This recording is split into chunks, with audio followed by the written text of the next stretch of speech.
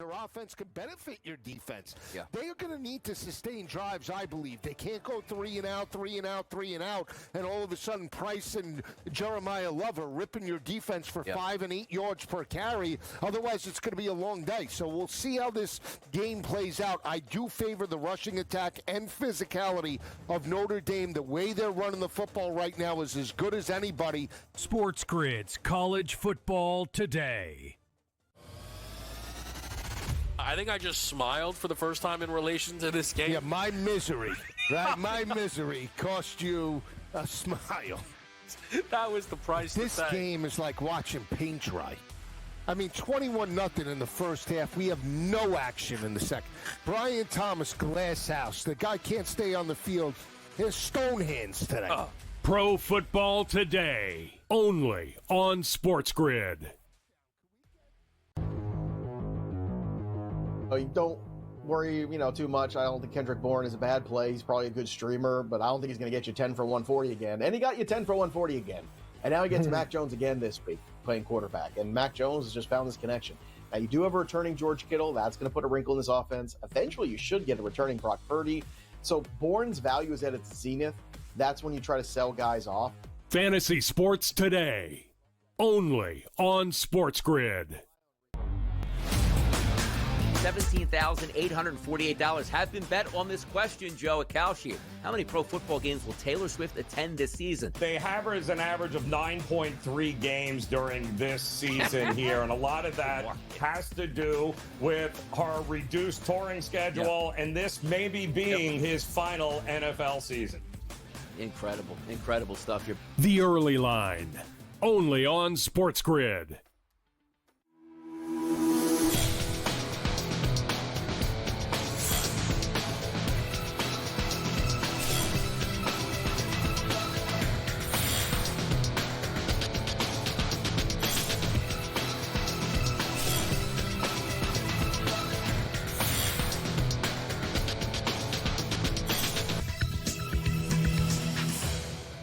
Good afternoon. Welcome to NewsWire here on SportsGrid. I'm Craig Mish. The World Series begins tonight. The Blue Jays and Dodgers will face off in the Fall Classic Best of 7.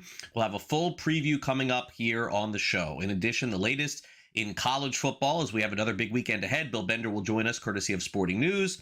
Latest in the National Football League. We'll also break down everything that happened last night, I should say, in the NFL as well. So stay with us for the entire show. All kinds of updates in the NBA coming for you with an epic performance from the NBA's MVP as well. Let's get started with the Los Angeles Chargers on Thursday Night Football. Not much of a game last night. Didn't get a good one. 37-10. They dominate and destroy the Minnesota Vikings. Kimani Vidal had 117 yards and a touchdown.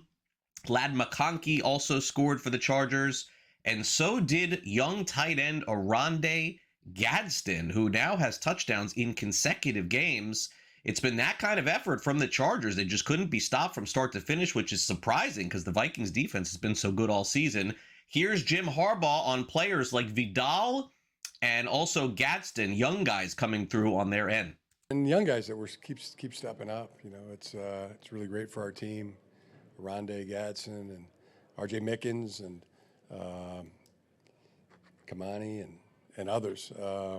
Guys getting their opportunity. They're getting their opportunity and they're capitalizing and making the most of it. And I love that. I love that drive that our team has. So really happy, really pleased with the way the team responded.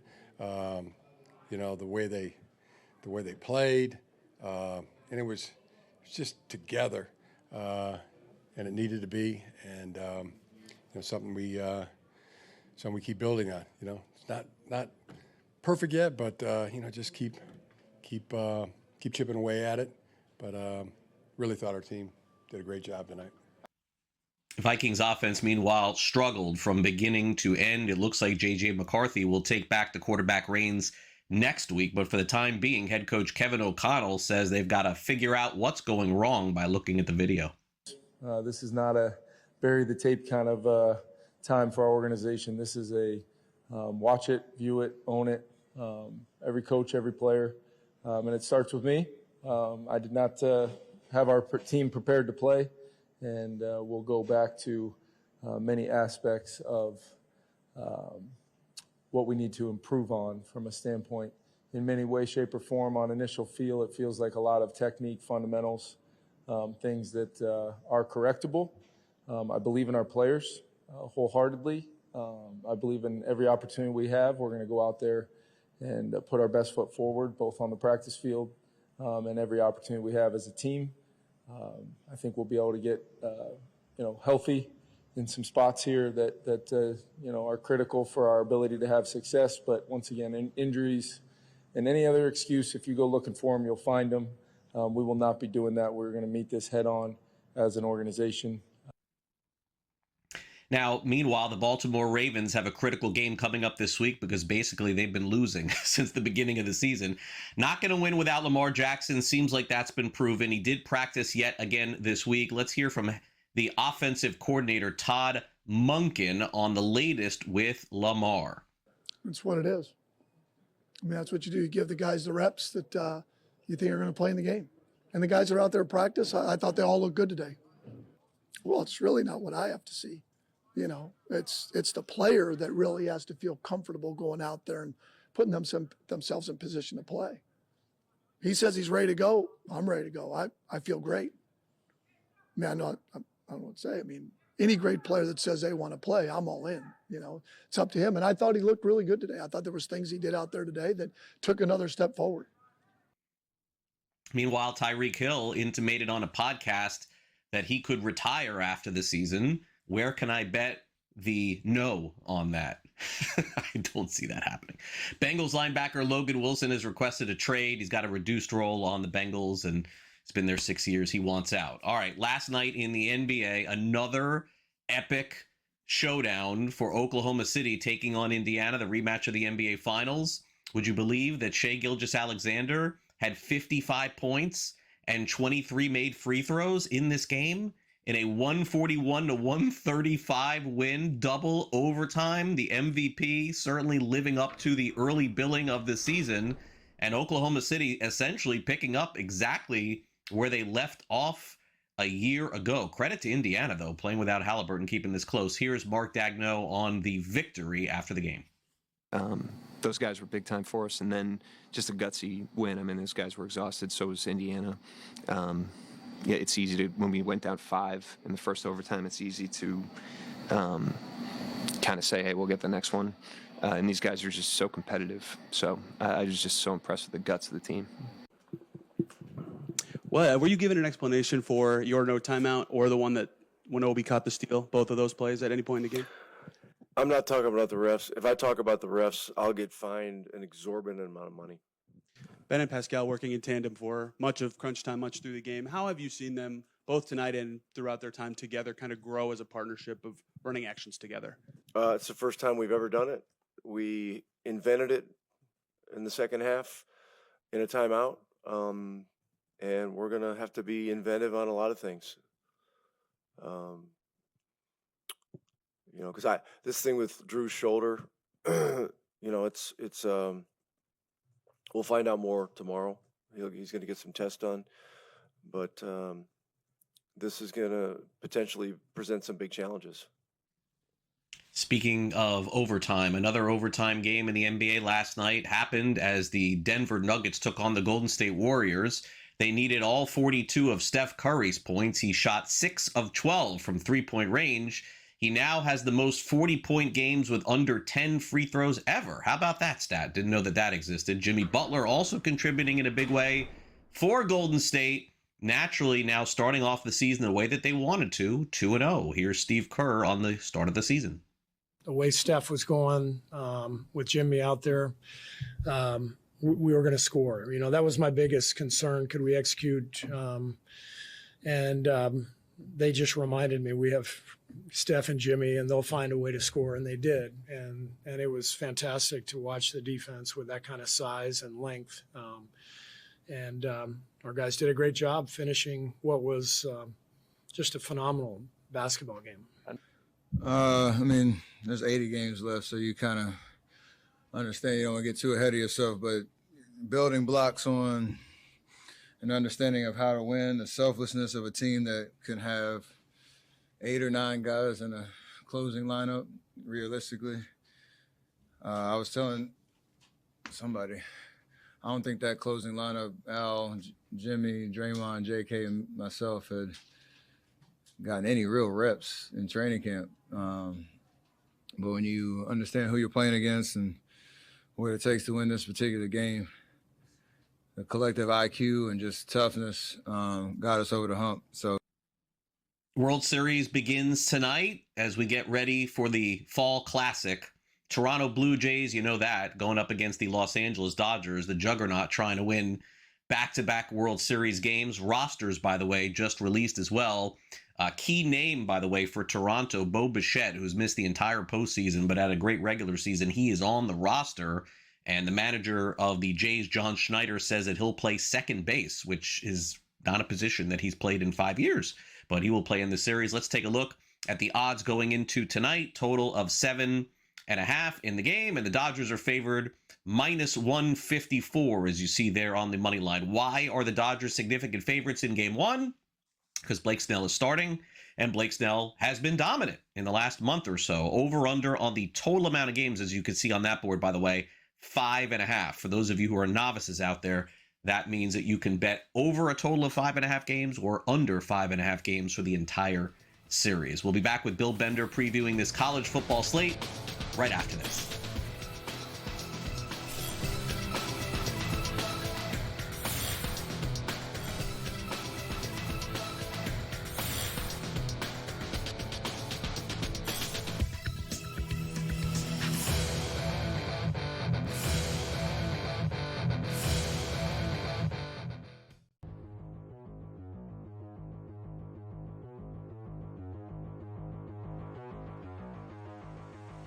Buy or sell, Genti will finish the season as the top rookie fantasy running back. And I guess I would ask this question to you, George. Who the bleep is he competing with at this point? It is so ugly at running back in fantasy. RJ Harvey has done nothing. Omarion Hampton is hurt. Caleb Johnson, does anybody even know where that guy is? He doesn't even play for the Pittsburgh Steelers. I mean, what am I missing here? Oh, there's one. There's one that I'm missing. There's one that I'm missing. I'll name that for you. I'll name the guy you didn't mention there. Well, Henderson's another guy, by the way. The New England Patriots don't trust him, right? They don't play him. But the guy that could compete with Genti, would be the name that you said you loved during preseason. You love this guy's name, Cam Scotabo, right? He'd be the guy.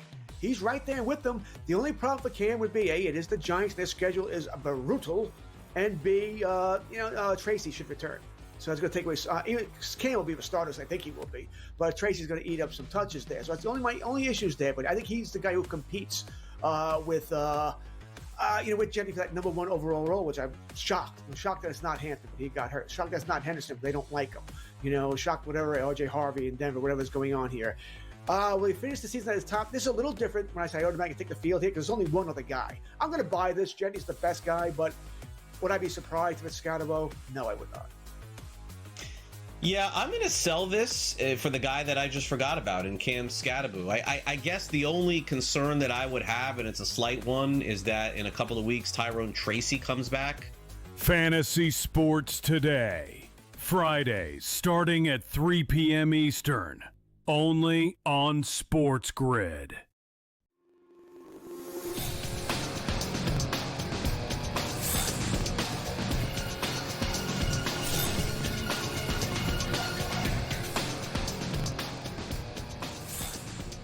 If you want to get fired up for some college football, just go over to Sporting News and check out Bill Bender's previews, predictions, and columns on everything going on this week. There's not a week that goes by that Bill is not fired up to come on with us and give some predictions here on the show. We've seen some upside-down results, though, Bill, and I don't know how things are going to go this week, so let's see if we can get ahead of it a little bit. Okay, so let's get started with a must-win if the Tar Heels want to see any kind of bowl season, Bill. This has got to be a win this week. By the way, I don't think they're going to win, but they're running out of time. Let's be honest. We're almost in November. There's only a few games left in the season. North Carolina's at home. Confidence from the odds makers very low for 2 reasons. Number 1, the Tar Heels are not good. Number 2, a very surprising season for Virginia. Very sneaky, under-the-radar team, Bill, that's 10.5-point favorites. I mean, can they make the college football playoff? You can't rule it out. I mean, they're ranked 16th in the country. If they were to win the next 2 games, they're probably going to be inside the top 15, which puts them in striking distance because other teams are going to lose. It's the SEC. Everybody beats everybody. What do you make of this, especially for Bill Belichick, who, I mean, he's running out of time to get some wins here. I mean, it's got to happen soon. And this is a tough one. Yeah, you have to have a turn the corner moment at some point. And no, I don't know if it's there this week. I struggled with the line because I do think North Carolina can compete in the game. But when you have an offense that ranks dead last in the ACC with 267.7 yards per game, the only school in the conference that doesn't have 300 yards of total offense, it makes it hard to make that decision. And even though Chandler Morris, the Virginia quarterback, has just 1 touchdown pass in the last 2 games, I really like this Cavaliers team. I don't know if Virginia can get to the ACC championship game, but that opportunity might be there in November, whereas I just don't see North Carolina getting to that 6-win mark, which would make them bowl eligible. If you had to handicap it, Bill, and this is just a guess, do you think that Bill Belichick is a one-and-done college football coach at North Carolina? Simply a guess, I think, from all of us. Yeah, no speculation. I would guess no. I think North Carolina, maybe he goes back to the studio. Maybe he just finds that the college game wasn't for me. I get the statements and saying that they're committed, but this is a program that has been a mess from the jump this year. And you could, maybe without admitting a mistake, get through the season, hire somebody else. I've always thought all along, and again, no speculation here, James Franklin would be a home run at North Carolina. I think he would crush it there. And that would be the best hire behind a guy like Bill Belichick if he moves on. Yeah, indeed. We'll see. A few months to figure that out. Okay, so Mississippi's got to be feeling really rough going into this game this week against Oklahoma. That's my concern, is where they are mentally after blowing the game to Georgia. But I do have concerns about the Sooners also, Bill. And John Mateer, a month ago, it was like, this guy's the best player in all of college football. He's going to win the Heisman. I'm not sure he's still even 100%. And they're having him go out there. They're 5.5-point favorites, total of 53.5. So that tells you Oklahoma's going to give up some points and some yardage to Mississippi. I think there's a chance Mississippi's maybe even the better team of the two, but the mental psyche's got to play into this one, Bill. They got to have this game. I picked Ole Miss to win. I don't feel great about it because you're going up against 2 really huge trends here. Oklahoma 18-2 straight up at home under Brent Venables. I mean, that's a 90% success rate. That's pretty good. And they have the 4th best pass defense in all of college football. So even though I thought, and I don't know if you felt this way, I thought Trinidad Chambliss played very well on the road last week at Georgia, all things considered. But in crunch time, the Bulldogs defense stepped up. And this Oklahoma defense is better than that Georgia defense. So agreed. All that said, I'm still taking Lane Kiffin to get this one. I mean, they have to have this one if they want to get into the playoff in this SEC grinder. 5.5 points would be the odds right now. College Game Day, which is always a big deal where they end up each week, a very rare situation where you see them in Vanderbilt. And that's where the setup is this week, although this is going to be a dogfight. They're 2.5-point favorites over Missouri. Eli Drinkwitz has them playing well. I think there's a chance he moves on to greener pastures after the season with the job that he's done at Missouri. Can Vanderbilt stamp home their chances to get into the college football playoff? Because, Bill, I think this kind of feels, you tell me, like an elimination game in some ways. I don't think that the team that loses this game is going to be a factor at the end of the season. I agree, because of, you're probably going to lose one more game in there somewhere. So for Vanderbilt, who I like in this game, they're 3-0 against the spread in single digits as a single-digit favorite, which is very good. If they can get 2 out of 3 against Missouri, Texas, and Tennessee and avoid an upset in those other games, Vanderbilt's going to be in the college football playoff, which is stunning to say at the end of October, but it really is true. Diego Pavia ranks 2nd in the SEC in passer rating. I like them a little bit more in this matchup, despite the fact that Missouri has a very good defensive front and the leading rusher in Ahmad Hardy. But give me the Commodores. In this, you called it, and I think you're right. It truly does feel like an elimination game. Yeah, and they'll get Texas, they'll get Tennessee, as you mentioned, but those are winnable games. It's not like they have an Alabama or Georgia left on the schedule again. Okay, so Texas, and there's the schedule there. So Texas takes on LSU, or I'm sorry, Texas A&M takes on LSU. Mike Elko's team is one of the top teams in the country this year, yet they're only 2.5-point favorites, and the total is 48.5. Why? Because generally speaking, LSU at night doesn't lose on Saturday night. But, Bill, there's a ton of pressure right now, I think, on the Tigers here, because there are some people who feel the Tigers aren't really good. And I think the line tells you that Texas A&M is obviously the better team here. I mean, a pick'em would at least give you the chance to say, well, maybe so. I don't know. I'm kind of leaning toward not a disastrous season for the Tigers, but a disappointing one if they lose this. It is a disaster if they lose this game. Because think about it. They beat Clemson in the opener. They had all that momentum. They have a top 15 defense. They lose Whit Weeks. And like you said, 19-1 in home games at night under Brian Kelly. You lose this game, you're out of the SEC playoff race. You're out of the playoff race probably. And then a lot of, rumors about how comfortable Brian Kelly should be will start. And Texas A&M has a chance to win this game. That said, home team has won the last 8 in this series. I think this is the rally around the coach moment for LSU. And Texas A&M has to prove they can win in that environment.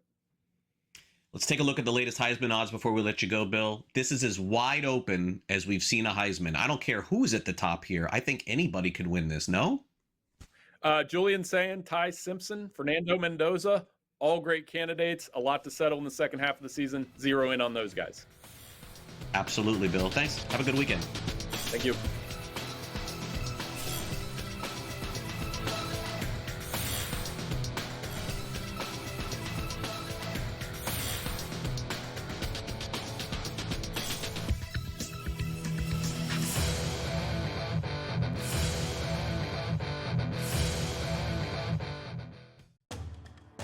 You just see Texas in any game, and again, Kentucky used to be able to put up points in the past. 43.5 is crazy because it just feels like Texas is going to come in, play really good defense, and try to squeeze this game out. It'll be interesting to see because nothing got ailed from that victory last week.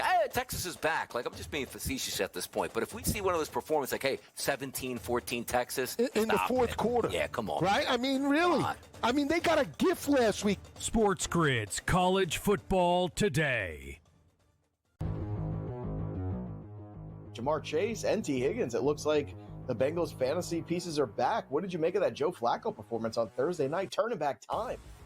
Yeah, it was great for a guy like me with gray in the beard. I love seeing it. I love my representation. But at the end of the day, just from a wagering standpoint, if this continues, it'll give some consistency and it'll give some value back to those tools that you were mentioning on the Bengals. Fantasy Sports Today, only on SportsGrid. Defense is above average this year, and I think big picture they're going to be probably the most consistent moving forward. The problem I have is this guy, Trevor Lawrence, big picture. You got to take the good, the bad, and the ugly. And the ugly sometimes is real ugly. He is not comfortable in the pocket on a consistent basis, and that's a problem. Pro Football Today, only on SportsGrid. We've had an undefeated regular season a couple times in the NFL. The Patriots, of course, did it before losing in the Super Bowl to the Giants. The 72 Dolphins, of course, did it en route to a Super Bowl win. But to go winless is harder than to win every single game. And my New York Jets are well on their way to doing this. The Craig Carton Show, only on SportsGrid.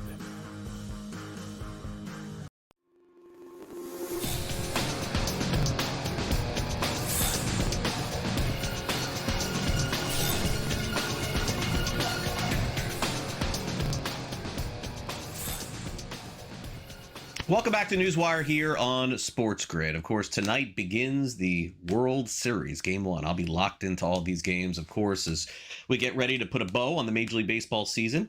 By the way, before we get to some sound and play some opinions from some of the managers and players involved, rosters released by both teams just an hour ago. As I just mentioned, Bo Bichette, former All-Star, he is on the World Series roster for the Blue Jays. He's missed months with an injury. Going to play second base, says manager John Schneider. The Dodgers also released their roster. Interestingly enough, a couple left-handed pitchers. Tanner Scott, who, of course, they signed in the offseason to a mega contract, still not healthy enough to play in the World Series, not going to play in the series.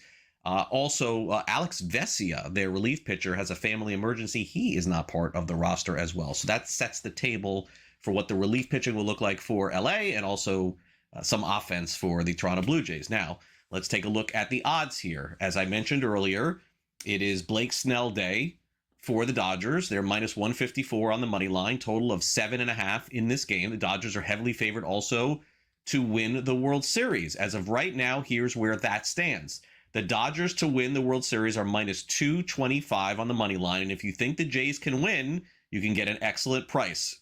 Plus 188, a rare big number in a World Series matchup. Also, total amount of games, as you see on the board there, 5.5 in this series coming up. Should be fun. Very excited to see whether or not the Dodgers can take back-to-back World Series. But it has been the pitching for the Dodgers that has carried them over the last month. There's no question about that. And by the way, Dave Roberts, the manager of the Dodgers, he played on the 2004 World Series with that great pitching staff like Pedro Martinez and Curt Schilling and the Boston Red Sox. Roberts was asked about the pitching on his current Dodgers team going into this series. Yeah, I think for me as a player coach, it's the best that rotation I've been a part of. But when you're talking about, the Braves in the 90s, you're talking about Hall of Famers. And so we still got some work to do, but I'm really, it's really good having healthy starters. And like I've said all along, it's just the goal is to let your best pitchers, take down the most outs. And because they're throwing the baseball the way they are, it kind of sets everything else up. How much and in what aspects do you think you have improved since 2020? 2020? I would say just I've matured, I've grown up, I was kind of a kid still in 2020. To a man, family, wife, a lot's changed, yeah. And then with the game of baseball, just how I view it is a lot different. It's more personal than it's ever been, just because I know I only have so much time left. I'm not young, and I don't really think about the ending. To right now, I'm just more appreciative of the moments, the time, and what these mean for my career. Meanwhile, the Toronto Blue Jays will turn to Trey E. Savage as their starting pitcher. What an incredible run it is for him. A handful of starts during the season and postseason, and now is going to start game one of the World Series. Meanwhile, for John Schneider, this was a guy that not a lot of people heard of a couple of years ago. They fire the manager. Schneider comes in. He's done a really good job all the way from low minor leagues to the World Series. Talked about his journey with the media yesterday. I mean, for me, I try to take me out of it, but for me, it's really special. Managing the rookie ball Gulf Coast League team and playing 10:30 games on a Saturday at the complex is a far cry from this, right? But I think you think about the work that you've done, the people you've met, the adjustments you've made. This was always the end goal, right? With this organization. Did I think that it would happen? Probably not, because of how this game works and how there's a lot of movement to this job. So I'm really excited about this, but I'm just as excited for guys that I've known for a long time, for Bo, for Vlad, for guys that have been here for numerous years. It's just really cool for the organization, and I'm just thankful and humbled that I'm the one doing it, leading them into the World Series. How did you get that? Like, how did John Schneider deliver that news, and what was your reaction from him? Pretty much called me in his office, said they have faith in me to run me out there in the first game, and I was fired up. Got up, hugged him, hugged Pete. I was very excited. Are your parents and your brother, I think he's in college, I think you said before, are they going to make it up for game one? Yeah. Parents and brothers are driving up tomorrow from Pennsylvania, so they'll be here. We'll take a quick time out on NewsWire. Sam McQuillan joins us next with the biggest story of the week in sports, the sports betting scandals surrounding a current NBA player and current NBA coach. We'll be right back.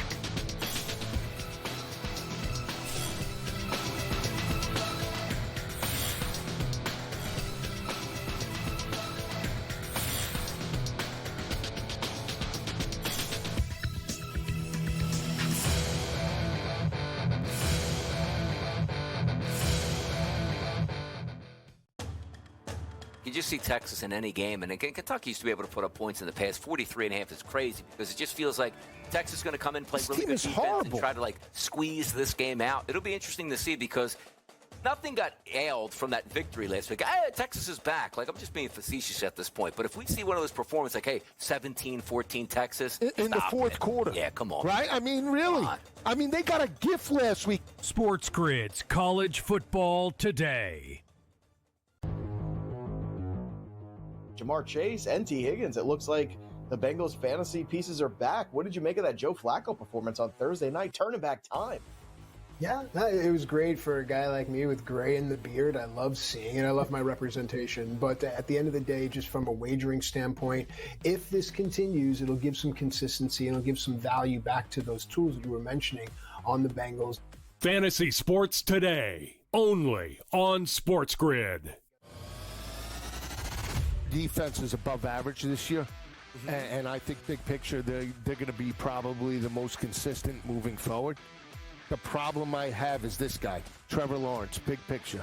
You got to take the good, the bad, and the ugly.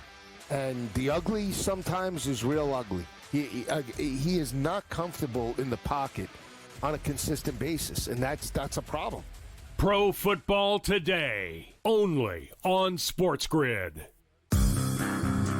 We've had an undefeated regular season a couple times in the NFL. The Patriots, of course, did it before losing in the Super Bowl to the Giants. The 72 Dolphins, of course, did it en route to a Super Bowl win. But to go winless is harder than to win every single game. And my New York Jets are well on their way to doing this. The Craig Carton Show, only on SportsGrid.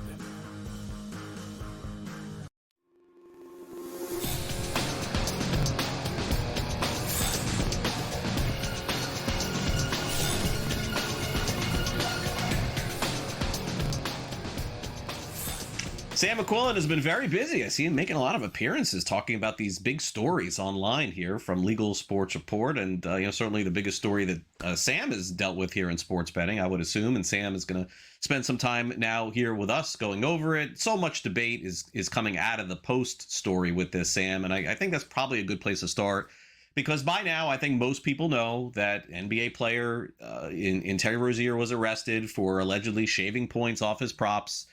Chauncey Billups arrested for allegedly running a poker ring that was rigged, and you're seeing all these kind of things from that.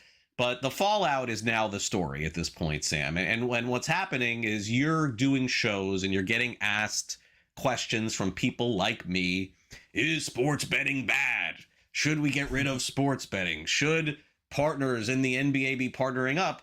And they're like silly conversations to have because we just know that they're not going away. But it does open up the conversation, I think, to how to make things a little bit cleaner and better so that the average fan who really doesn't understand can know that they feel safe placing bets and know that the players that are involved are not getting, paid to not perform. And I think that is probably the place that I'd like to start with you today. Yeah, it's a lot to unpack. It's definitely the biggest sports betting scandal we've had in about a year. We've had a number of these, random college betting investigations that have gone on, and one that's actually ongoing and connected to the group that's allegedly behind this scheme as well. But I think the really interesting thing in terms of fallout is the fact that, the NBA had already cleared one of these players, Terry Rozier. He wasn't a surprise name. We had already heard that there was that game from, I believe, March 2023, that he was allegedly, had tipped off a friend that he wasn't going to, finish the game and fake an injury. And, the FBI came out with more reports on exactly how that worked with, sending money over to his house and everything. But the fact that the NBA cleared him of any wrongdoing in the investigation that it had, it seized his phone. It allowed him to play for 2 more years. And then all of a sudden yesterday, it seems like the NBA didn't even know this was coming. The FBI comes out and announces not only is he going to jail, but current head coach Chauncey Billups is going to jail as well as a ex-head coach for the Cavs, Damon Jones, who's a longtime friend of LeBron. So I think the big thing here is why didn't the league find any of this beforehand? Now they don't have subpoena power of the FBI. They don't have, the resources they do. And the timing is definitely really interesting too, right? Like you talk about 2 days into the NBA season, You just had 2 great games to start on NBC. Yeah. Victor Wembanyama was making headlines with his great play, and all of a sudden the FBI comes out with not just the director of the FBI, who I've never seen involved in anything like this, but you have the DOJ there, you have law enforcement from New York, you have law enforcement from Pennsylvania, you have a whole organized effort. So clearly they'd been working on this for a long time, and there was a lot of people who knew about it, except for the NBA. So I think now you have to go, where does the NBA go from here in terms of public image, like you're mentioning with, player availability, with tanking games. It came out in the indictment as well that allegedly Billups, not only was part of this poker ring, but that he had notified someone that they were going to tank the rest of their season when they went 1-9. So, it's never good when the NBA has to deal with that kind of stuff. They've already been dealing with a lot of concerns about injuries and tankings and everything like that. So we don't even know the full picture as well. They call this only the tip of the iceberg. So I think the NBA is going to be playing catch up during the worst time of the year for it to be playing catch up, which is right at the start of the season. Yeah. So here's, I'll share my opinion with you on this, is that the actual games themselves, I don't think need to be touched at all. I still think that having these safeguards in place are the reason why we found out about these stories, and stuff like this has probably been going on for years in the black market, in overseas, offshores, etc. But Sam, I think I just have a very simple solution to all this, and I just don't know why this is. Look, there's 2 things for me. The first is there's just so much stuff to bet. Do we really need props? If the answer is yes, okay, I'm good with that. But Sam, why not just limit the amount of money that you can get down on props? Wouldn't that just completely solve this problem? Everybody can get their little taste. But if the max bet on a prop is $500 or $1,000, I mean, maybe guys still will do it even at that point to make their $15,000 or something like that. Okay, fine. But you heard the number, $200,000. Not a lot of money to Terry Rozier. Not a lot of money to anybody who plays in the NBA, but still a lot of money to us and to some buddy of his, of course, that could cash in on $100,000. What, am I crazy for thinking that? It just seems to me it's the easiest solution. Yeah, that's how this stuff was even caught in the first place, right? You had $200,000 placed on Terry Rozier's unders, which usually bets of that size don't get placed on a player like that. That's how they caught Jonte Porter, right? All of a sudden, there was tons of money coming in on his bets before the game. Also, the timing of it, too. These were huge amounts of money that were placed on these props before the injury reports had come out. So, the sports books, to your point, Craig, the reason it's getting caught, the legal sports books where these bets were placed, they said, oh, wow, this was all before the injury reports came out, which I think goes back to my earlier point of, the NBA had that information. Why did they not really do anything with that? But as far as limiting prop bets, I think it's always going to be a conversation of, you get rid of bets in one place, and obviously the black market has not been stamped out. Some of these bets were going on illegal sports books as well. It wasn't just FanDuel and DraftKings. And one of the ways that these conspirators allegedly tried to navigate what you're talking about, where you identify, $15,000 being placed on a random prop, is by using a network of individuals where they're all placing small amounts at different sports books across the nation. So, this is the Genovese, the Colombo, the Bonanno crime families that we're talking about implicated in this. I think the bottom line is, yes, this people are going to try to exploit the law no matter what. And to your point, it being legal is the reason that this was caught. If this was all done offshore on illegal sports books, I don't think that we would have caught this. And I think when we talk about the tip of the iceberg, there's probably a lot more going on like this that we don't know yet.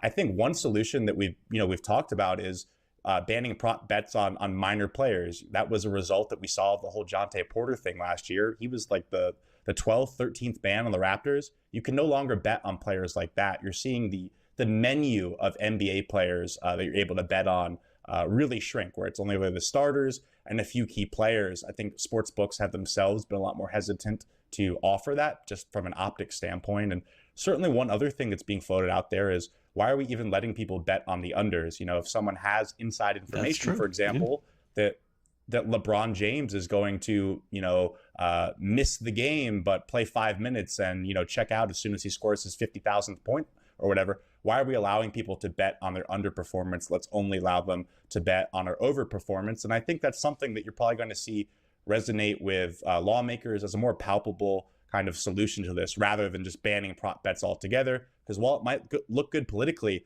I think if you get rid of prop bets altogether, it just pushes this stuff even more to the black market. And hopefully, what comes out of this is something good. Players are they see now that you really can't do this. You're really going to get caught, and you're really going to get screwed if you do. Yeah.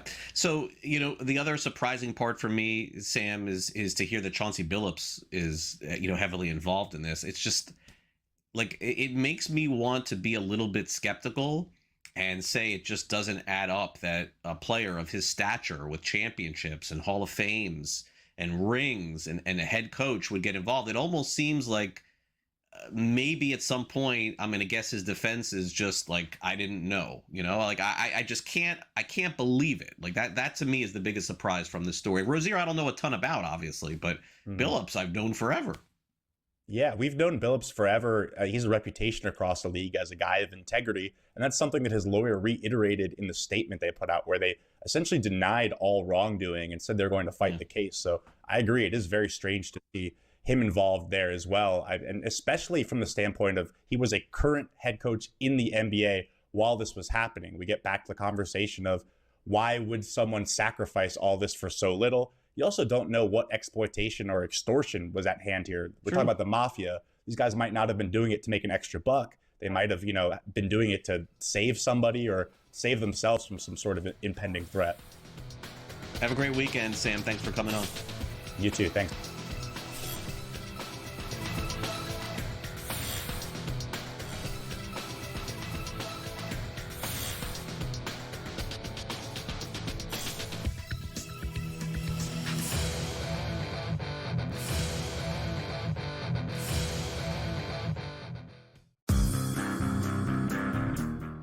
Very young team outside of Durant.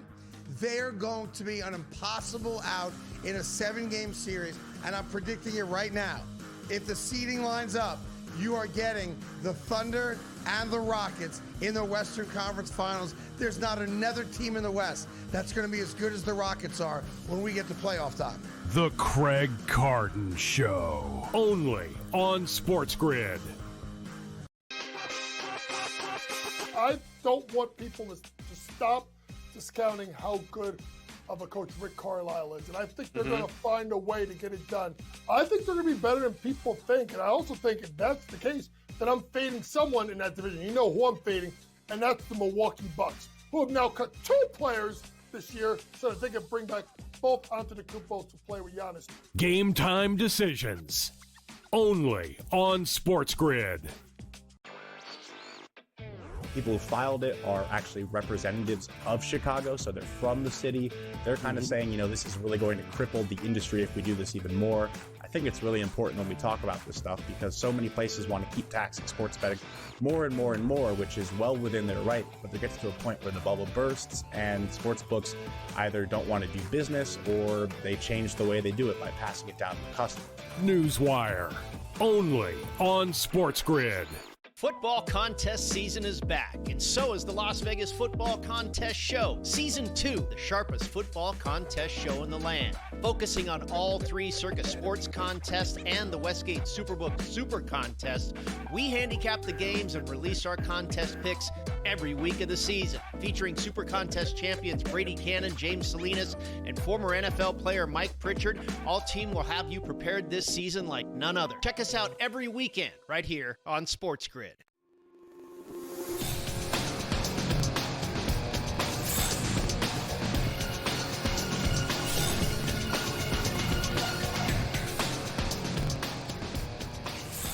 Welcome back to NewsWire here on SportsGrid. We've got John Lafayette in the house from The Measure, focusing on data, marketing, and, of course, the big week in the National Basketball Association. We're going to dive into the latest with John. He's kind enough to spend a few minutes with here on NewsWire, John. So let's get started here. Of course, we're watching some groundbreaking broadcasting as the NBA moves over to NBC, and we see interviews with Michael Jordan, a lot of nostalgia pulling at everybody, pulling people back in.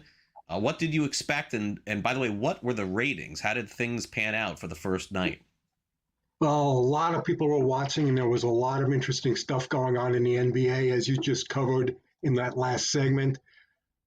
We did have a little bit of a gambling situation, but it might be flippant to say it, but gambling scandals happen. They do, but I don't think people will stop watching sports on TV. And this week was Exhibit A. Tuesday's NBA opening night on NBC was the highest rated tip-off in nearly 20 years, with an average of 5.6 million people tuning in. The Thunder Rockets game averaged 5.9 million viewers, and viewing peaked with 7.1 million viewers. The second part of the doubleheader was the Warriors beating the Lakers, and that averaged 5.1 million viewers, and that made NBC the highest-rated broadcast network Tuesday, thanks to basketball. Now, to be fair, those opening night games came before the gambling indictments were announced, but I was still watching the next day, and I'm sure a lot of other people were. Now, you might remember NBC is paying $2.4 billion a year to air these NBC games on NBC and Peacock. Now, how do they make that back? We'll see how many people sign up for Peacock that haven't already, but advertisers already on the team. NBCU has been able to sell those ads for $130,000 per 30-second commercial during regular season games. And that compares to about $50,000 that Warner Brothers Discovery was getting for games on TNT. So why are all these people watching? And why are we watching? Yeah, we want to see great performances like Victor Wembanyama scoring 40 points against the Dallas Lilliputians. We want to see SGA and the Thunder winning 2 thrilling double overtime games. But at this point in the season, I wanted to see Michael Jordan. I wanted to see Charles Barkley. And those are 2 guys that haven't played for 30 years. Jordan, you probably saw, was interviewed at his home by Mike Tirico in a tape segment on NBC called MJ Insights to Excellence. It was great to see the GOAT, and he was sort of unintentionally funny. He said he wasn't on TV for the money, and it's always for the money. And he said he hadn't picked up a basketball in years. He told a story about renting a house for a golf tournament and being asked to shoot 1 free throw for the homeowner's kids. Jordan said he was really nervous about taking that free throw, but of course, as heroes do, he swished the shot. Next week's installment should be a little bit more interesting. He talks about load management. I'll bet he's against it. Then there was Inside the NBA making its way to ESPN. There was some concern that ESPN would boulderize the show, but Barkley, Shaq, Kenny, and Ernie seemed to be letting it all hang out. They said it was an honor to be on ESPN because that's where every NBA player wants to be seen. But they also joked about kissing up to ESPN and showed memes of ESPN execs nervously watching the first 7 minutes of the show and then counting their money. The new pregame sponsor Popeyes got a ton of airtime, and they joked about how the slimmed down round mound of Rebound had been on the ESPN diet. They also joked about how they were wearing the same makeup as they always wore, and sort of joked about how, where did the ESPN money go? Because it wasn't going into production. And they did the usual foolishness. Shaq fell down on the set and the cameras focused on his behind. And, and Ernie slipped up and said they were on TNT and said, okay, we all got to put money in the jar every time that happens. They did one thing that sort of was interesting in terms of looking at how much the NBA TV has changed during the season. During Ernie's Nito Stat of the Night segment, Ernie challenged Barkley to connect NBA announcers with the networks they're on now. It didn't go great for Chuck. And tonight we get Amazon Prime Video starting its NBA coverage with the Celtics playing the Lakers and then Ant-Man playing Luka in the nightcap. Amazon's starting lineup of analysts includes Steve Nash, Dwayne Wade, Brent Barry, Blake Griffin, and Dirk Nowitzki. Amazon will be rolling out new stats and data features, stuff like defensive box scores and player movement. I'll be looking forward to that, and I bet you a lot of people will tune in. John, the World Series also begins tonight. 7-game series. It's the fall classic between the Jays and Dodgers. What strategies do you think Fox ends up using to get more people to watch? We know what their pregame show looks like. Anything different coming up this year?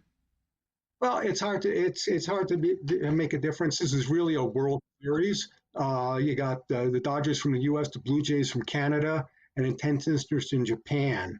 That's where Shohei Ohtani comes from, and those people really tuned in. they're going to try to make an event out of this thing. You're going to have musical acts. You got Pharrell Williams performing in Game 1. You've got the Jonas Brothers performing their hit I Can't Lose during Game 2. There's going to be red carpet entrances at the Rogers Center to welcome celebrities and VIP guests and influencers. And that's all designed to bring in, the social media content and so forth and so on. It's going to be hard for Fox to top last year's World Series. I mean, that was the Dodgers against the Yankees. And as you know, the Blue Jays are in Toronto, so a lot of that viewing happens in Canada, and so that doesn't count towards the total in the U.S. But Canadian viewership, that's going to be huge when the Blue Jays beat the Mariners to win and get into the World Series. They set a record 6 million Canadians watching. That's like 15% of the entire country tuning in. So there's going to be a lot of viewing around the world. There was also record viewing in Japan for the Ohtani game. He had that great game where he hit 3 home runs and struck out 10 guys. I mean, it's more than an American phenomenon, so people are going to be watching this thing all over the world. Agreed. All right, John, good stuff. Thanks again for coming on NewsWire. Really appreciate it. We'll check in again with you next week. Good being here. Thank you. All right, we'll take a quick time out. When we come back next, we'll hear from our friends at Front Office Sports. And then Mike Blewett, of course, hosting our shows here on Sunday, getting ready for another week in the NFL, joins us to discuss the National Football League. You're watching NewsWire here on SportsGrid. We'll wrap up this first hour in just a couple of minutes and be back right after this exclusively here on NewsWire. Don't go away.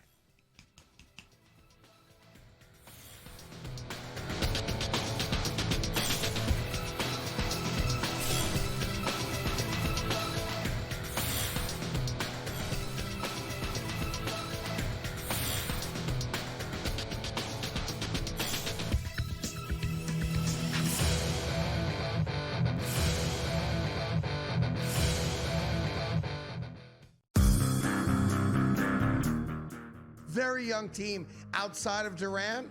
They're going to be an impossible out in a 7-game series, and I'm predicting it right now.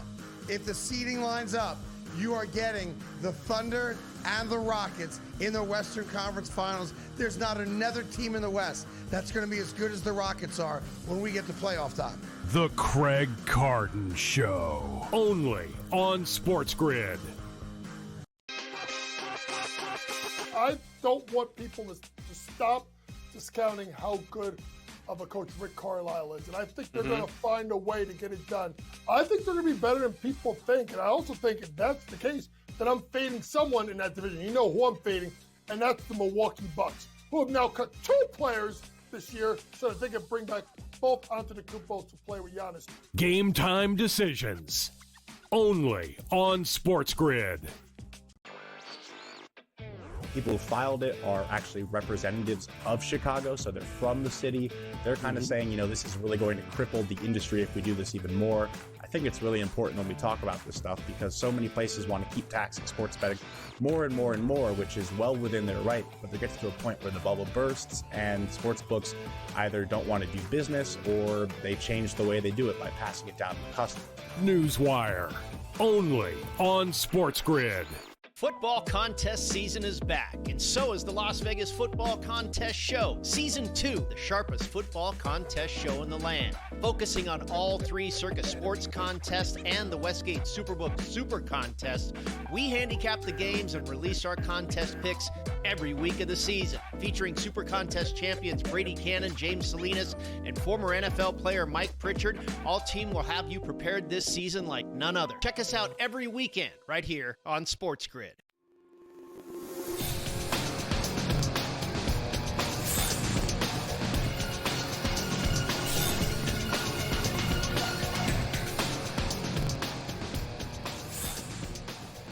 All right, welcome back to NewsWire here on SportsGrid. Guess what? The NFL owners meeting is going on right now. A lot of great discussions, by the way, with the owners meetings. One thing in particular that I was reading about over the last couple of days is the Madden game. This came up because Madden is just so important to the culture of the National Football League and gaming.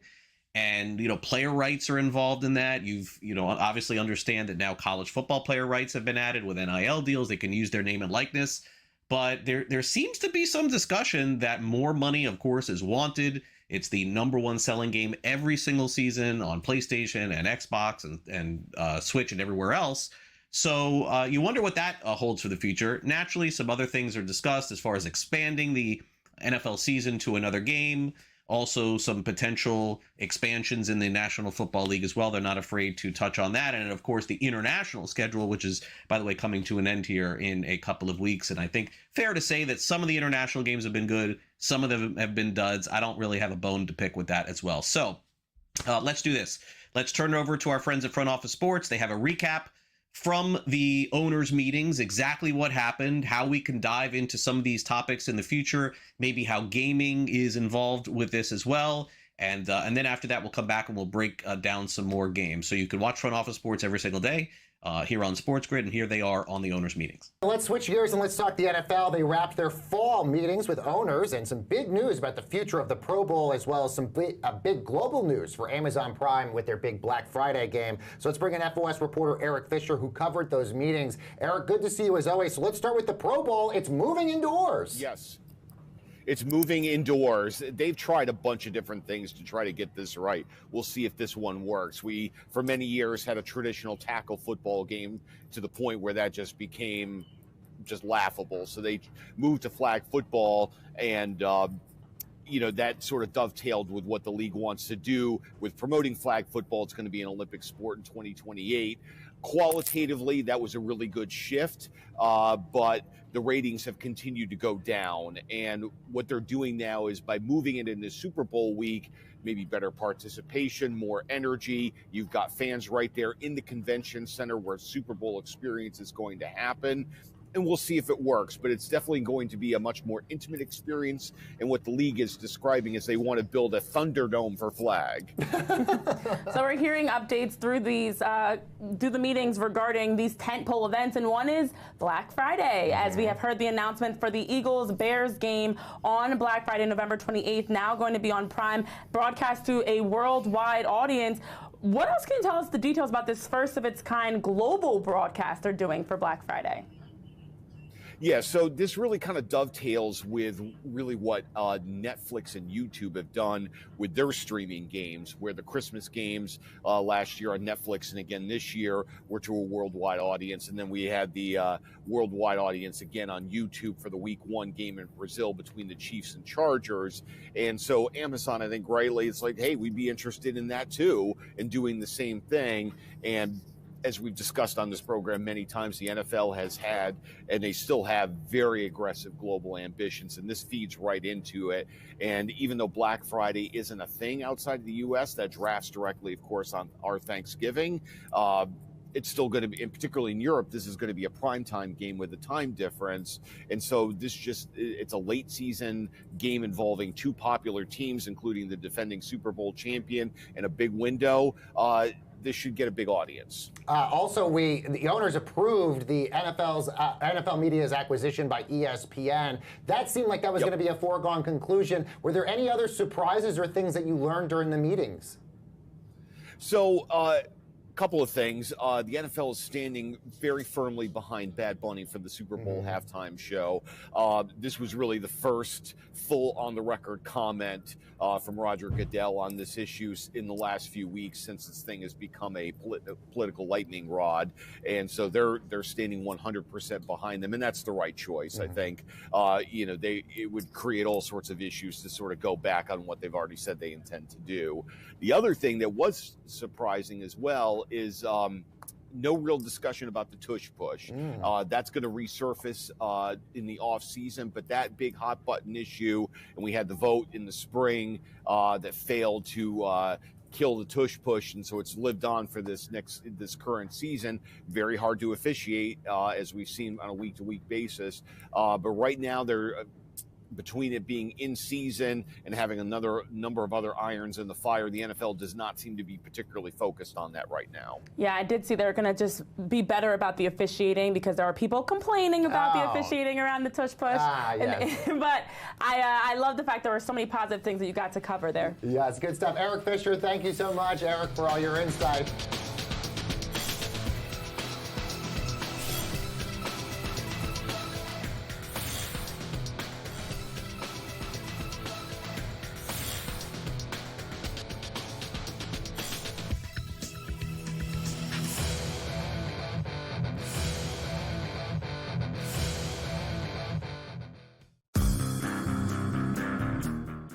very young team outside of Durant.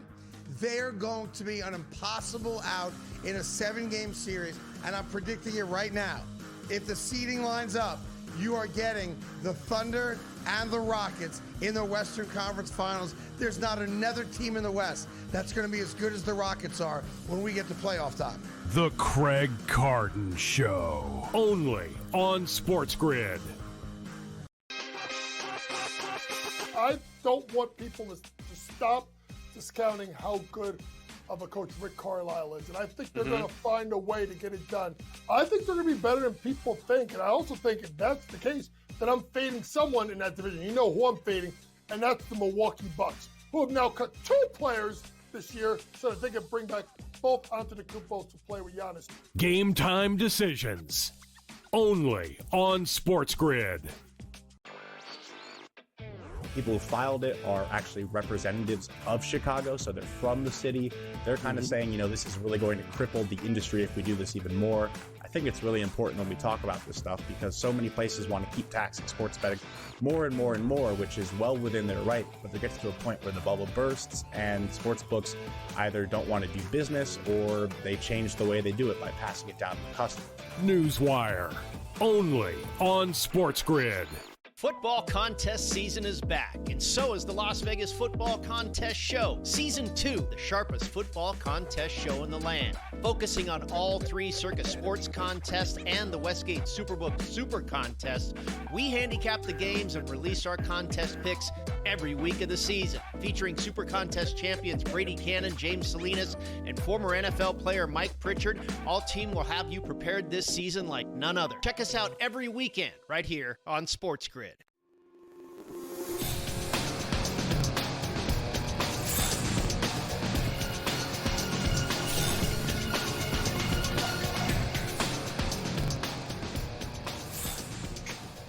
Welcome back to NewsWire. Get ready for Sunday, another week of the National Football League. Mike Blewett will have you covered on game day. Let's bring him in to break down what we've seen and what we will see this coming week. Mike, thanks for coming on NewsWire. Really appreciate it. And getting close to halfway home in the NFL season. How crazy is that? But, okay, let's start with last night first. Not much to take away, honestly, from this game. Chargers just dominated the Vikings from start to finish. Honestly, Mike, this is one of those games where I don't think it would have mattered if Randall Cunningham was the quarterback of the Vikings. It seemed like they just didn't show up in that game. I know they're putting it all on Wentz, but it just seemed to me that the Chargers had their way with the Vikings. They just ran up and down the field, scored every time that they needed to, and the Vikings were just not going to win that game yesterday. Is there much more to make of it than that? I don't think so. Good to be here with you, obviously, as always, Craig. And at risk of sounding arrogant, I thought last night was a pretty easy one. I think you had the Vikes coming in on a short week and the Chargers getting players back, notably Joe Alt, that allow them to play the way they want to play. I think the Chargers are a really good example this season of teams being significantly impacted by injuries and forcing them to play with one hand tied behind their back, which they had been able to do. Last night they get Joe Alt back. They are able to establish the run in the manner that they want, which includes, by the way, Justin Herbert being able to scramble. And he picks up, I think it was 5 carries for 7 for 62. It was beyond that even at the end. So he's an extension of the running game as well. But really being able to establish it, whether it was previously Najee Harris, and then it was Amarian Hampton, now it's obviously Kamani Vidal. That is the way they want to play. They want to drain the clock, control the ball as much as they possibly can. They want to be number 1 in the NFL in time of possession. That's the way Harbaugh wants to play. It allows the defense to be able to pin their ears back a little bit. They made Wentz look bad. I don't blame him specifically, but I think that experiment is over, and you'll see J.J. McCarthy for the next game. But thought they played great. I would agree. Herbert was brilliant, 18 of 25, doesn't look fancy, but for 9 yards an attempt and 3 touchdowns, he was really spreading the ball around, except shout out to all the Quentin Johnson fantasy owners. I think that experiment is done as well. Yeah, I agree. McConkey finally coming alive here. I've been waiting all season for this. Maybe too late for me, honestly. Yeah, well, Gadsden too. I just didn't know anything about Gadsden going into the year. Chargers win total now 10.5.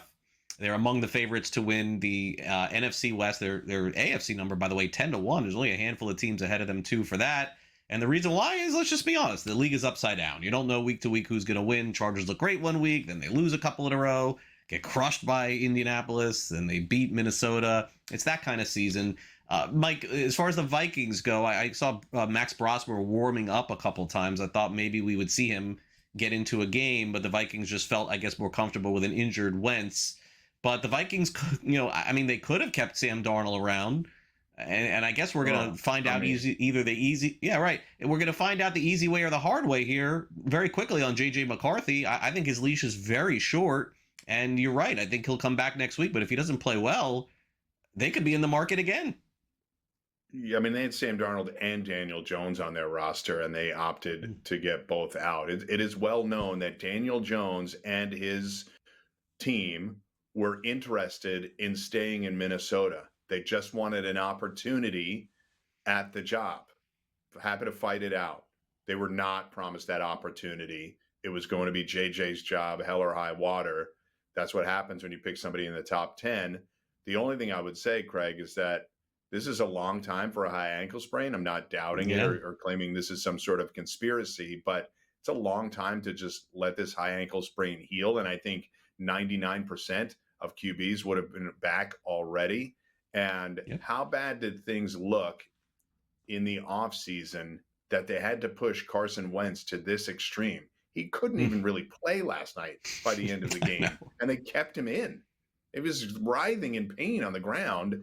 And how bad did things look for the McCarthy experiment to see this happen, where he's got to be out 6 weeks on a high ankle sprain? There's guys that have played on those in 10 days, Craig.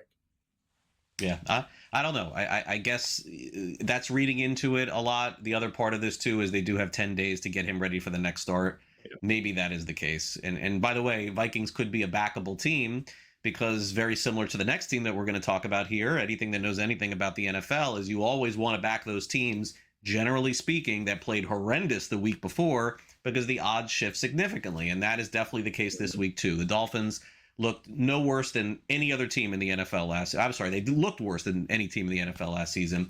For the Falcons to be 7.5-point favorites in any game this year, Mike, is surprising, but that's where Miami is at. Total of 44.5. Not only did the Dolphins not get back into the game, they just started giving the ball away at the end of the game last week against Cleveland. Is Miami backable at all in a game like this? Because I certainly am not. I don't care how good the Falcons looked 2 weeks ago. Can't lay 7.5 with that team. Just can't do it.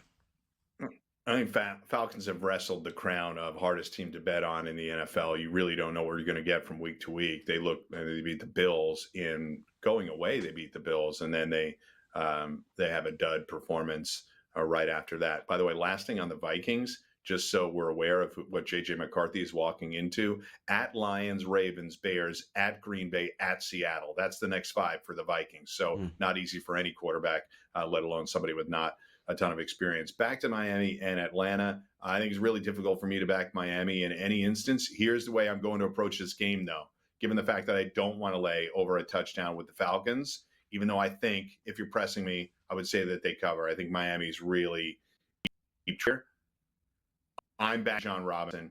The way that game was tonight, and you and I and every other listener and viewer having to watch them talk about Michael Penix's arm strength for 3 hours while he rifled incomplete passes wasn't really a lot of fun. And I think they're going to make sure that they establish what they can do with Bijan Robinson. I'm taking his overs. They're not particularly high, so I'm going to run the ladder on Bijan Robinson and really look at yards. Obviously, you can look at attempts and touchdown props if you want as well. I like the Bijan rushing yards. Keep it simple. That's my favorite bet in this game. All right, fair enough. Bijan's been fantastic for Atlanta. Jackson Dart has done everything right for the Giants. This week, they take on the Eagles in Philadelphia. Philly minus 7.5, total 43.5. Looks like Nick Sirianni said, Mike, that A.J. Brown can play, even though he has not practiced all week long. So that would give you confidence there. Also, Brendan Graham is back in an Eagles uniform, so there's some emotional stuff going on there as well. But the Giants have been really pesky, staying in games and even winning some games as well with Dart. Is this another one that they could pull off this week, or will the time run out, you think, here? I don't look at the Giants that way. I think it's a hard team to trust in their recent long-term history, 10 years, but I can't approach it that way. They're clearly a different team with Dart, and I think some people are leaning towards the emotional play that they blew this game against the Broncos in historic fashion. I don't really see it that way, though. I think the Giants will be competitive in a lot of their games this season. They obviously beat this Philly team just a couple of weeks ago, but I liked what we saw out of Philly against Minnesota. They were able to put the game away. Yes, they were aided by a pick six in that game. And Saquon has more carries, by the way, Craig, of 0 or negative yards than any other running back in the league this year, amazingly. So that's something that they're going to want to get going. Here's my approach, though. Philly still remains a really good first half team. They're averaging 15 points a game in the first half. So I'm going to take Philly in the first half. Then I don't have to lay a touchdown plus against a divisional opponent. So I'll take Philly in the first half to be up by more than 4. Makes sense. We'll take a quick timeout here on NewsWire. When we come back next, we'll break down the 49ers and Texans. And will the Jets ever win a game? Opportunity knocks this week in Cincinnati. We'll be right back with more NewsWire after this.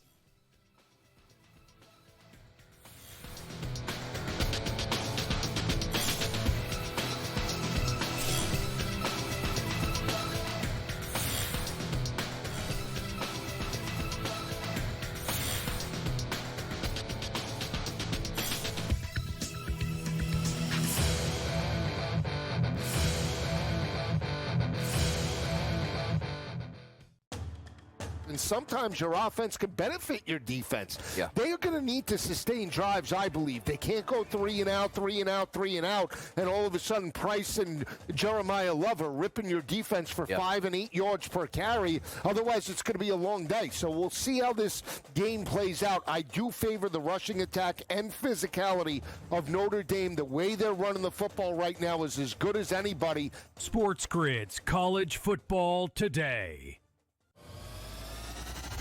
I think I just smiled for the first time in relation to this game. Yeah, my misery, right? My misery cost you a smile. That was the price to This pay. game is like watching paint dry. I mean, 21-0 in the first half. We have no action in the second. Brian Thomas, glass house. The guy can't stay on the field. His stone hands today. Pro Football Today, only on SportsGrid.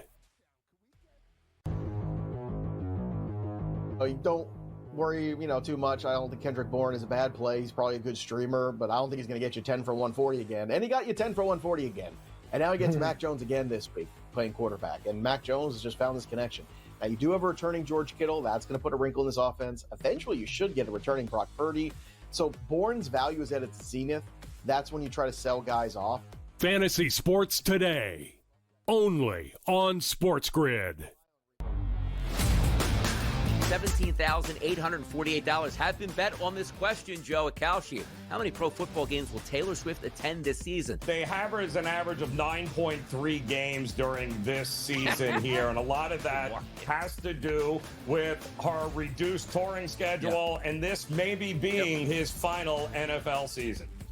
Incredible stuff here. The Early Line, only on SportsGrid.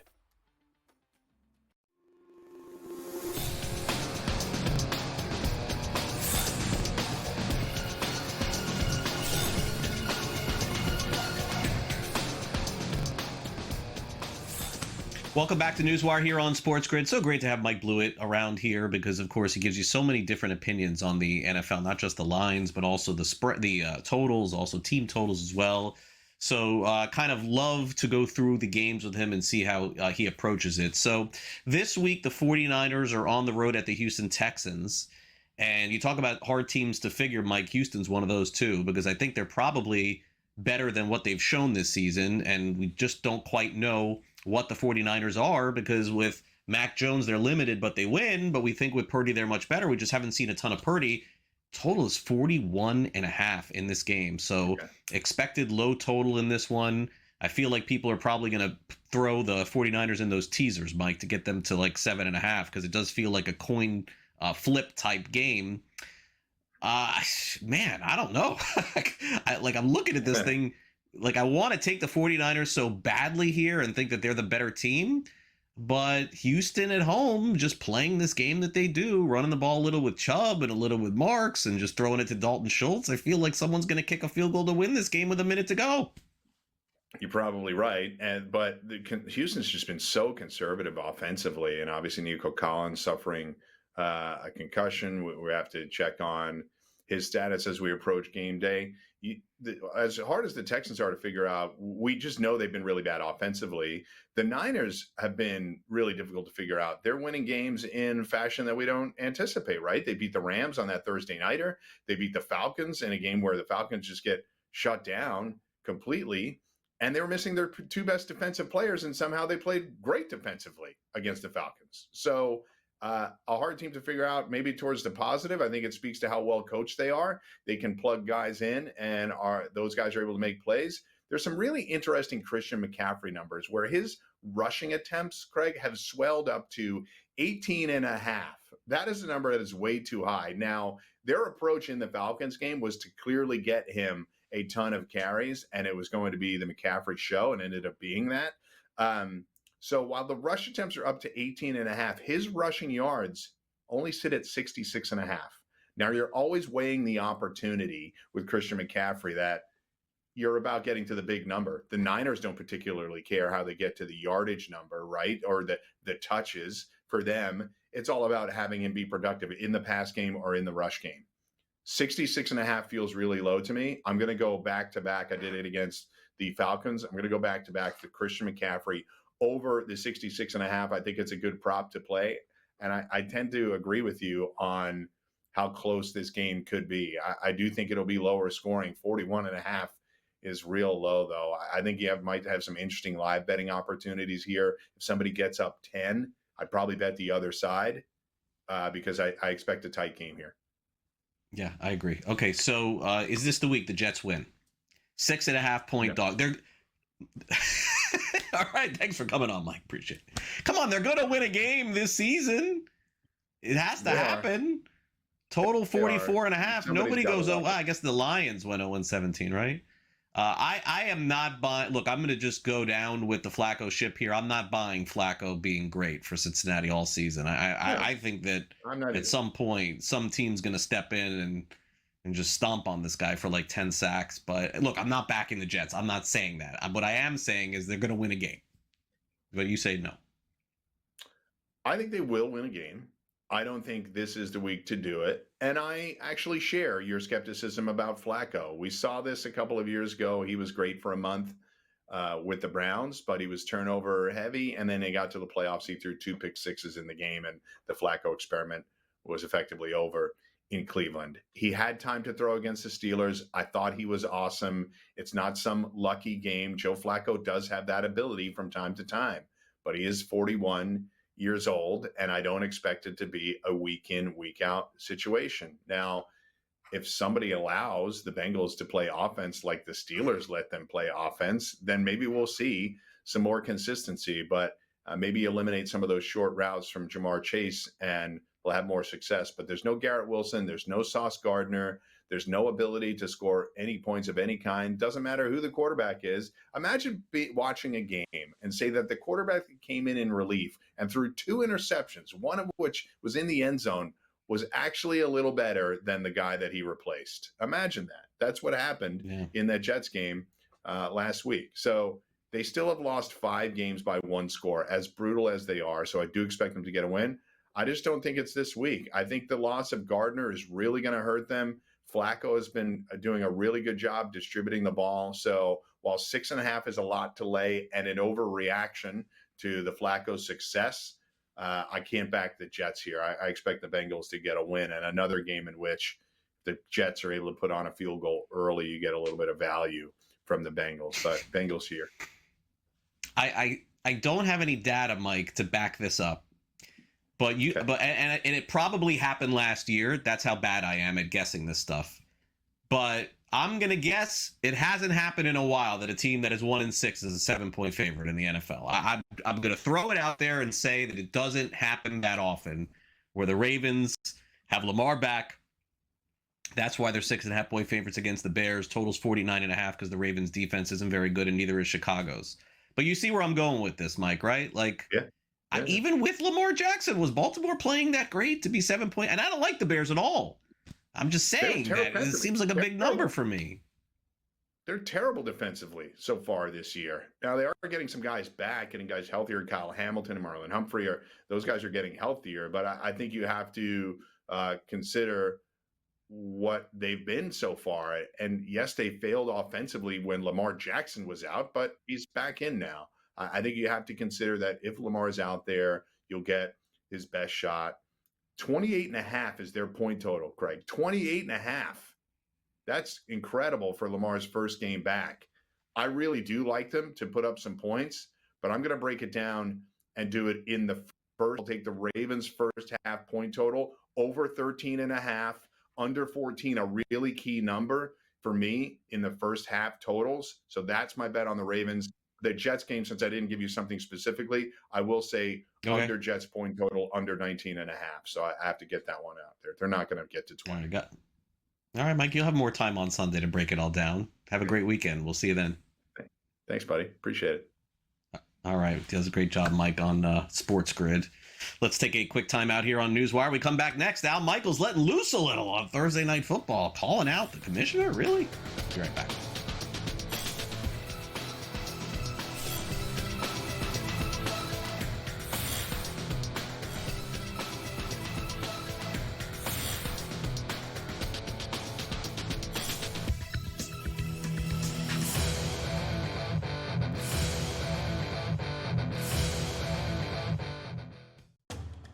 And sometimes your offense can benefit your defense. Yeah. They are going to need to sustain drives, I believe. They can't go 3 and out, 3 and out, 3 and out, and all of a sudden Price and Jeremiah Love are ripping your defense for 5 and 8 yards per carry. Otherwise, it's going to be a long day. So we'll see how this game plays out. I do favor the rushing attack and physicality of Notre Dame. The way they're running the football right now is as good as anybody. SportsGrid's College Football Today.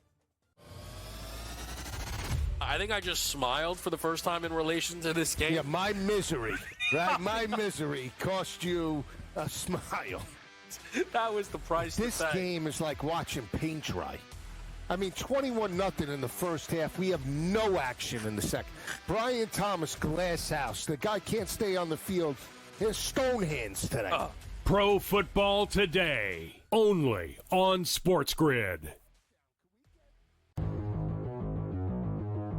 Don't worry, too much. I don't think Kendrick Bourne is a bad play. He's probably a good streamer, but I don't think he's going to get you 10 for 140 again. And he got you 10 for 140 again. And now he gets Mac Jones again this week playing quarterback. And Mac Jones has just found this connection. Now, you do have a returning George Kittle. That's going to put a wrinkle in this offense. Eventually, you should get a returning Brock Purdy.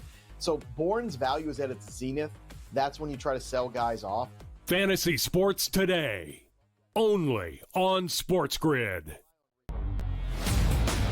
$17,848 have been bet on this question, Joe Akaushi. How many pro football games will Taylor Swift attend this season? They average an average of 9.3 games during this season here, and a lot of that has to do with her reduced touring schedule, and this maybe being his final NFL season. Incredible stuff here. The Early Line, only on SportsGrid.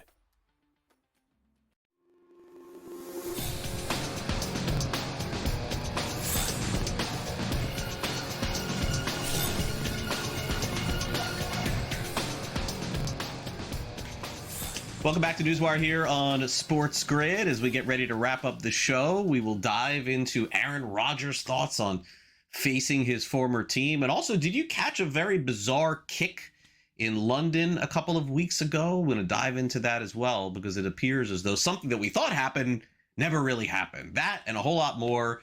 We'll discuss the World Series too as we wrap up the show here with some last licks.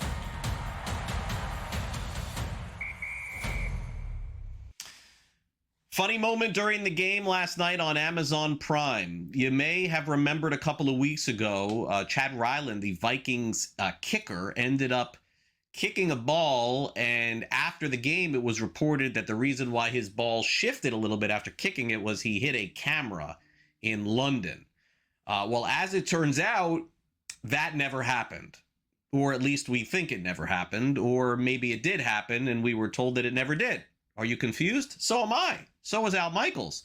Because Al Michaels brought this story to light during the broadcast last night with the Vikings and Chargers, and then they went to a commercial break, and then later in the show, Michaels revealed that he just got word that that never happened. That ball never hit a camera, and it was really an optical illusion, meaning that Michaels thought that he was just being fed a bunch of BS during the broadcast. You rarely see that, but Michaels has so much cachet. He's arguably been the top NFL broadcaster for 20, 30 years, and he's in every Hall of Fame for broadcasting as well. This guy could say whatever he wants. So kind of unfortunately, I'm guessing somebody in the NFL PR may have struck a little bit early on that one. Maybe you wait till the end of the game, because Michaels was not too happy to be told that he said something wrong on the air when he thought that he was right. And because of who he is, he's able to say that on the air. So he did last night. I thought it was a pretty funny moment. You can check it out on YouTube. It's all over the place. Aaron Rodgers is back this week facing his former team. He's already said that as a member of the Steelers, it would be a little bit different if the game was being played in Green Bay this week. He said it would be a little bit more emotional for him. But a very candid Rodgers finally revealed something that we all knew to be true, and there's no controversy surrounding anything he's saying, which these days is rare. Rodgers says that when he's done playing, he wants to retire as a member of the Green Bay Packers. Of course you would think that this is the case, right? Like, he won a Super Bowl with them. He won Pro Bowls with them. He's been one of the single greatest quarterbacks in the history of the league. He's in that top 3 conversation. He's there. There's no arguing this. The other stuff, you guys can have fun with that. I'm not doing it. On the football field, guy's been everything that you could imagine. And by the way, he's been very good for Pittsburgh this season, albeit a couple of bad quarters, I would say, fair to say. So that's the good news. There's no bad news. There's no controversy with Aaron Rodgers here on our show at the end. He didn't say anything that we don't disagree with. And, you know, I think maybe some people would have thought, oh, he's going to, you know, change it up, retire as a member of the Steelers or Jets, you know, never the Jets. But again, this is just, again, normally we have these Rodgers stories at the end that are being cynical. There's nothing to it. He's going to retire as a member of the Packers. It looks to me, by the way, like he's going to play another year in Pittsburgh. He's played good enough. Is Rodgers one of the best quarterbacks in the NFL? No. Is he one of the bottom 10? No. So that puts him in the mix for another year in the National Football League. Let's check in on the New York Mets and their payroll, which got them nowhere this past season. They were eliminated by the Miami Marlins in the final week of the season and didn't make the postseason. But there is good news. Steve Cohen, for years and years and years, has been trying to develop and build a casino right near what you think looks like Citi Field. It's kind of, the renderings have been shaky through the years, but it looks like finally this is actually going to happen. So the Mets, which have prioritized things outside of baseball, seemingly getting things done. Unfortunately, their on-field product has not necessarily been as good. And so there you have it, the new casino coming up. So you can actually bet on sports, right, in New York. So you could bet there as well. All right, that'll do it for our show today. Thanks to our great guests. Thanks to Bill Bender, Sam McQuillan, John Lafayette, and Mike Blewett. Those were our guests here on the show today. Let's show you the odds for the World Series one more time, because this is the last game 1 of the World Series we'll be able to hit on. By the time we get to next week, we'll be wrapping up the World Series. Dodgers minus 154 tonight. It will be Snell and Yee Savage. Those are the starters there. Total 7.5. We'll have this game covered for you on In-Game Live, Game Time Decisions as well. Thanks again to our director, Luke.